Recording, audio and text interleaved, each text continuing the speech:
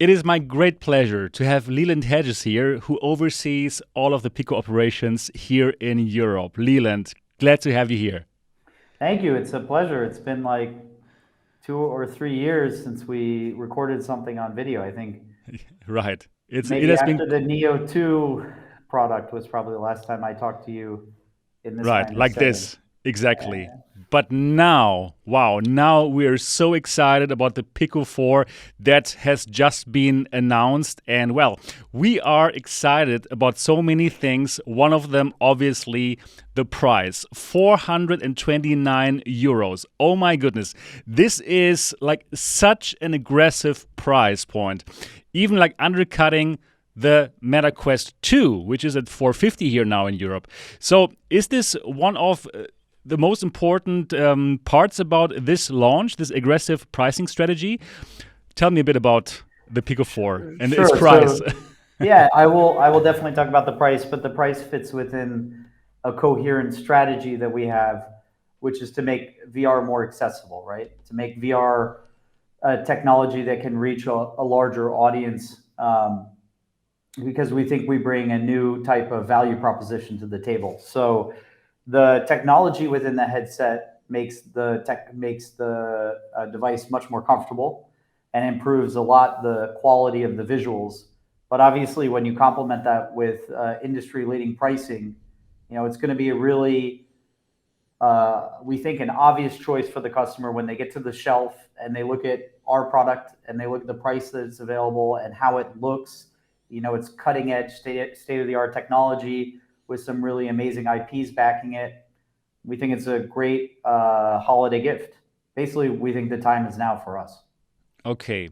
So, it's going to be available here in Europe. Is it going to be all the European countries, or where exactly is this going to launch? Yeah, so we will be starting with an online launch. So let me walk you through the schedule. Yes.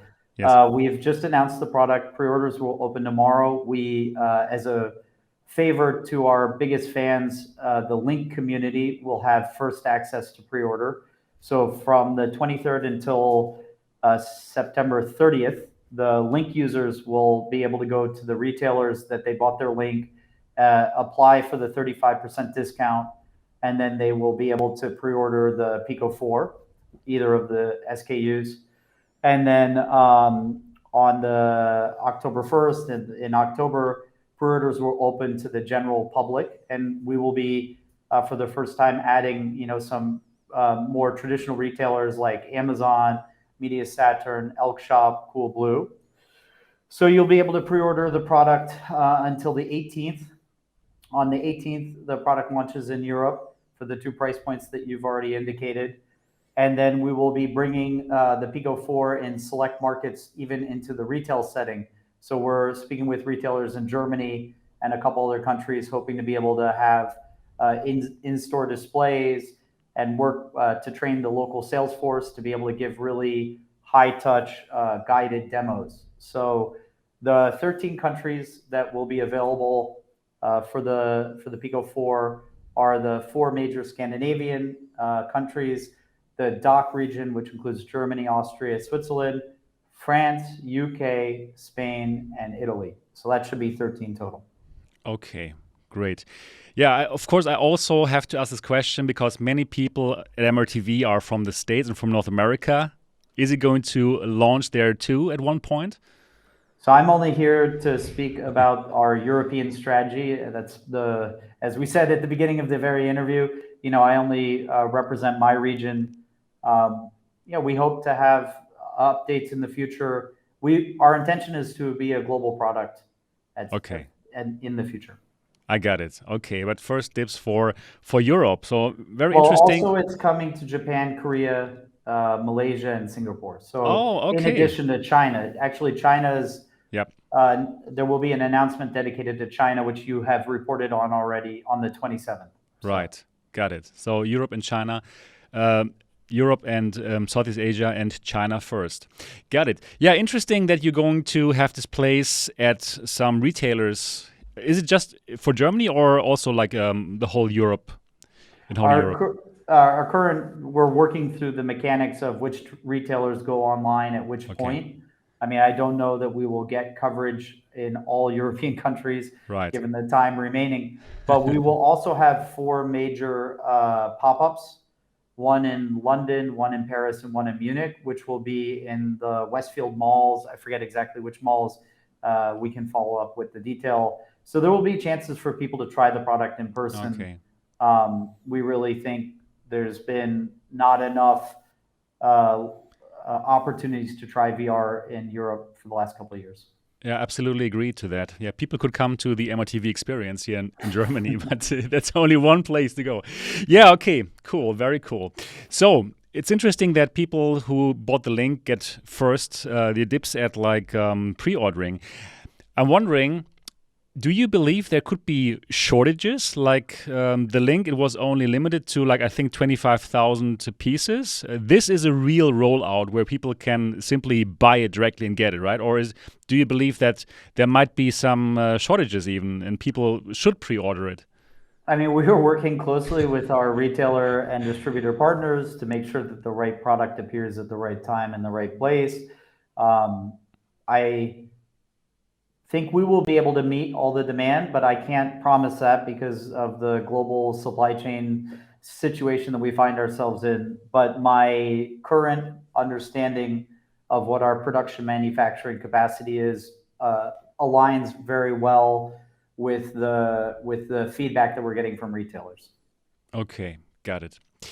Yeah, so again, I must talk about the pricing: 429 euros for the 128 gigabyte version and 499 euros for the 256 gigabyte version. What is in the package? Let's say I'm getting the 429 euros version. I get the headset, obviously, and I get the controllers. Anything else? You don't need the link cable anymore, right? Right. So why don't we talk for a second about the design philosophy for this product, and Okay. we can talk about it since your audience. I mean, one of the main sources of one of the main communities that the link users came from was MRTV. Actually, some of Yep. your listeners probably know I'm even on MRTV Discord every once in a while trying to answer some questions. Yes, thanks for that. And if you're a link user and you haven't come to the Pico link beta community Discord, that's the best place to get up to date information. Right. But anyway, the Pico 4 comes in these two SKUs, and it is a very, very simple device to operate. It includes only one charging port, USB-C, and one power cable, or one power button. And it is meant to sit in the public space, like the living room or office or wherever in the house. And you're meant to pick it up, press a single button on the controller or on the headset, and get right back into your VR experience. The Link, on the other hand, has a lot more bells and whistles and comes with a lot more accessories, for instance, the DP cable. So Right. there is, the two products will, at least in Europe, exist in the market for the rest of this year. And there are compelling reasons for maybe an MRTV fan who has a huge PC VR library to still think about using the Link as their primary device.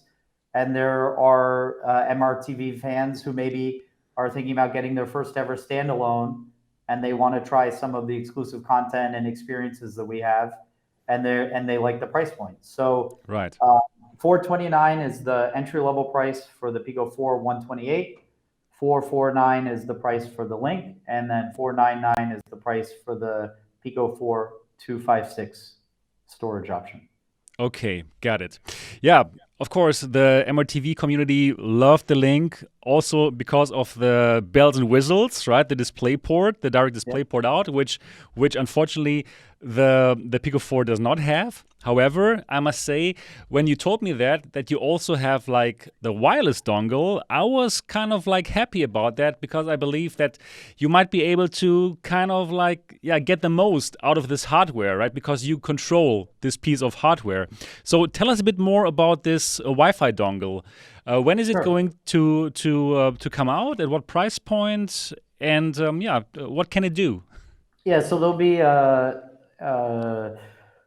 3 to 4 week delay between the release of the product and the release of the dongle. The dongle is priced at 49 euro.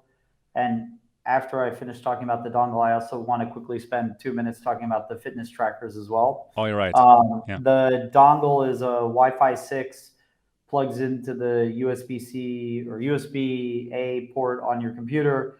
And then with the headset, you make a direct wireless connection between the headset and the PC dongle. So you get 100% of the network bandwidth, and you don't have other devices interrupting the network connection or messing with the. Also, you have to be in the same, in a close vicinity, in the same room. So this wireless PC dongle is not going to try and extend wireless coverage across your whole house. So the idea is like, if you have a game room with a high-end gaming PC, you plug in the dongle, and when you're in that room, you get really great PC wireless connectivity. Okay, great. 49 euros is a really good price, in my opinion. So it's very accessible. So I'm looking forward to try it out. And again, and let me talk about the trackers for 1 second. Yeah, of course. The Of course, trackers please. were obviously, fitness in general was a huge part of the presentation that you just saw. The gaming is very important to us, and we've talked a lot in the presentation about how we're going to try and get all content to be day and date between Pico and other platforms. But in terms of fitness, one way we thought we could bring something unique to the market is through these also 49 euro price point adapters. So it's little bracelets basically. So they have like a Velcro wrist strap, and you can put them on your arms or on your legs, on your ankles. And the most obvious example is if you're trying to design an experience that involves kicking, like maybe a soccer ball or something, or you want to track feet, because the developer knows exactly where the dongles are placed on the human body, even though the dongles are only 3DoF tracking.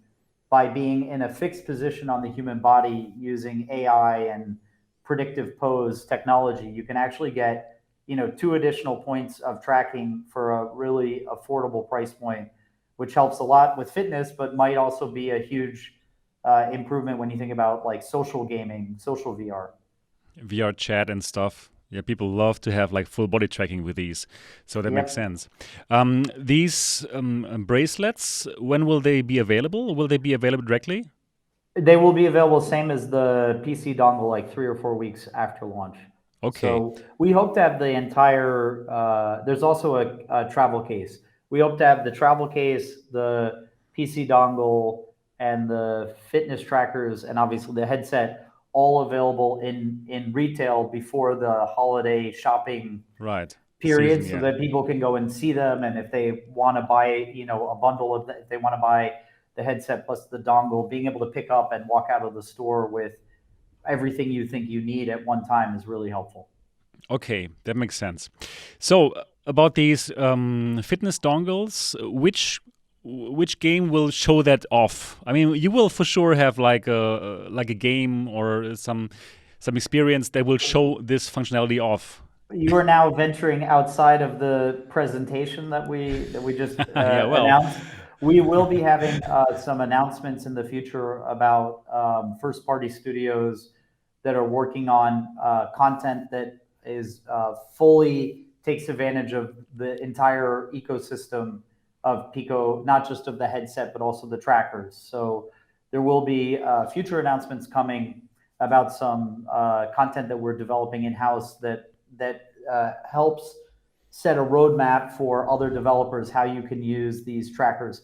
One thing you would have heard in the presentation, if you're a game developer and you want to get access to the trackers and to the API, we have the fitness tracker early access program is going live within the next couple days. So if developers want to start developing with the technology, we will get in touch with them.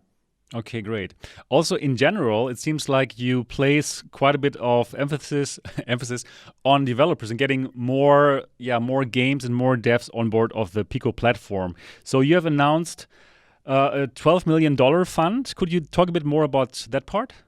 Yeah, I mean, the details are in the presentation. We can follow up with you. I forget exactly, there's different criteria for how the payouts work. Right. But I think it's up to 1 million per project, and there are other conditions related to that fund. But that's one of a couple different programs that we'll be working on to incentivize not just developers, but also we talked about creator program. For instance, our social avatar system is something that developers can implement within their games, and also we're working with creators to help make items or unique items within the social environment, or ways of customizing the avatar. So like, obviously because of our heritage and the overall company that we work for, creating tools for creators is a huge part is a common strategy across all of our business units. Okay.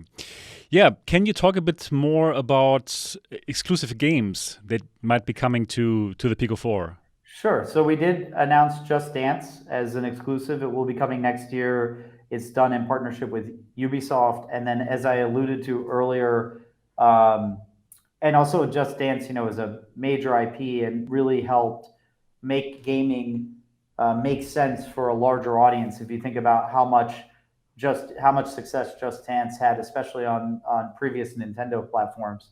But anyway, yeah, for VR it makes more sense, honestly speaking. Yeah, I think it's an amazing IP. Enough said. And then the other thing that I said earlier is Peaky Blinders was heavily shown in the announcement video. So was the Walking Dead Saints and Sinners Chapter 2. Like, those are marquee third-party games coming out this year, and our goal is to work with every developer to make sure that the version that they release their game at the same time on multi-platforms, and then all the versions are equally of an equal quality. Okay, yeah, that makes sense. Well, I believe your store is going to be really full because, well, developers put it on this store, get access to Europe, but also to the Asian market, to the Chinese market that other competitors cannot access, right? So, in my opinion, I believe it is a no-brainer to do that, and I believe it's going to be very full, your store. Yeah. Well, you can download the Pico VR app, and frankly, then this will be old news for you. But we're by accident teasing another unannounced game within our mobile app right now. Okay, So okay, let me check it Real later. Big or Big Fish VR or Real. Anyway, we had Cities VR, the Ultra Max, I think that's what it's called. They just announced and released this week or last week. So like, if you're paying attention to VR content, you will already see, even for the link, very popular games are being released multi-platform already. Okay, great. Yeah, I know time is running out for you, but I still want to ask one last question about strategy for Pico going forward. It seems like for the Pico 4, it is truly a device that is, that is made for gamers, right? It's not like Meta with the Quest Pro. It seems like they are also trying to get to enterprise, but for this, you have a totally different SKU, right? The Pico 4 Pro. So, but for the Pico 4, it is squarely pointed at gamers and mainstream people. I would say that Pico 4 is squarely pointed at someone who's looking to buy their first VR headset. Okay. And we know that gaming is a huge component of that decision. But we think because of fitness, we can open up to new types of users. Right. You would have seen that we're doing a lot of things around live concerts and documentaries, and we've got this new social environment and all these tools that allow users to help each other if they encounter problems. So the fundamental content strategy is meant to be more than just gaming. Like gaming, okay, we will be we will try and offer all of the best third-party games that release on our headset, the same as other platforms. But where we hope to maybe bring in new users is through fitness, through video, through social, through connecting to, you can watch your if you have a TikTok account, you can watch TikToks already through the Pico video application. Like, how can we bring other content, famous sporting events and concerts? And so we hope, we believe we are not just a gaming only product. We think there will be a lot of time spent doing these other activities. And to address your question about the the Pico 4 Pro. The Pico 4 Pro as a consumer product will be will be announced about that on the 27th when China has their domestic announcement event. And as we talked about in our video, the Pico 4 Enterprise will be coming to Europe and all of the other markets where we run our enterprise business. And the Pico 4 Enterprise is a dedicated business-only product. It does come with the 3 extra cameras, so 2 cameras for eye tracking, 1 camera for face tracking. And we believe that at least for the next 3 to 6 months, the professional developers that we've always worked with, who have had access to eye tracking for 2 previous models from Pico, they are in the best position to implement this technology immediately. And then as we see the app ecosystem get broader, and as we see developers start using the face tracking and the eye tracking in innovative ways, and if they tell us, hey, we think it's now the right time to try and launch some of these technologies or some of these applications or services as consumer products, then we will work with the developers to bring the Pro to the consumer market. But in our opinion, the Pro consumer market, at least in Europe, it's not the right time. And we'll have a lot more to talk about the Pico 4 Enterprise at AWE, which is in Lisbon in a month. All right. What else was I gonna? Yeah, that's perfect. That's it. Okay, it makes sense. So for the Pico 4 platform, you're not going to fragment it with eye tracking things that might for the consumer. So that might be somewhere in the future with the Pico 5, perhaps. But yeah, it makes sense. Cool. Also, it's well, anyway, as you'll see in the future, all these additional features add to the price. Right. And then you have the question of, in our case, we wanted to make the most comfortable, most accessible, best value entertainment product on the market. And I think that's what we've achieved with the Pico 4. And we're going to focus all of our energy in Europe on getting the word out about the Pico 4 over the next 3 months, right? In the lead up to the holidays. Right. Yeah, I believe that's going to work out fine. I tried the device and I really, really enjoyed it a lot. Okay, Leland, I know you have lots of other interviews coming up now. Yeah, you've been doing this. In 1 minute, I have another one, unfortunately. Exactly. That's why I'm going to let you go. Thanks so much for this interview. All the best of luck for the launch. I believe it's going to be a successful one with that price and the product. So exciting times ahead for the VR market. Thanks, Leland, for this interview. Thank you very much. Thank you.